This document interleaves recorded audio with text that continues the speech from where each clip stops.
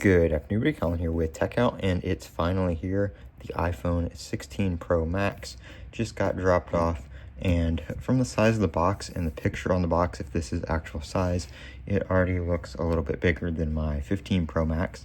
I would do a size comparison, but I'm recording the video on my 15 Pro Max, so we're going to go ahead and get these things peeled off, and we're going to go ahead and take a look at it. So let me peel these off real quick. And I know that peels what everybody wants to see, but currently recording with one hand because my phone is in my other hand, so working with what we got here. And I'm just going to do a simple unboxing for this. I do have a screen protector I want to put on before I go touching it and getting it all fingerprinted up and everything, and I can't do that while I record, so we're just going to go ahead and take it out of the box, and I'm going to leave that on for now. It's not plastic anymore, so it's not as satisfying to take off like everybody used to like to see. But there we go. Very, very nice. You have your little camera icon down there for your camera button.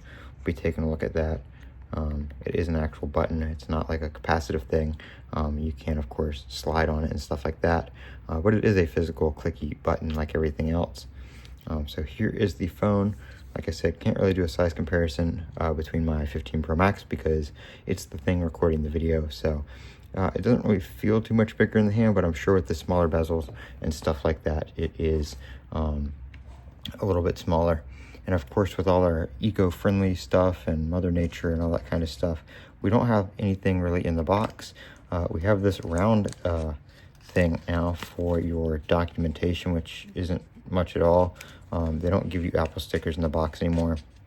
Apple stickers have been coming with Apple products for 17 years since the original iPhone, and that is something that ended with the iPhone 16, unfortunately. If you pick one of these up in the Apple Store, you can request Apple stickers in the store, but other than that, you don't get them in the box anymore.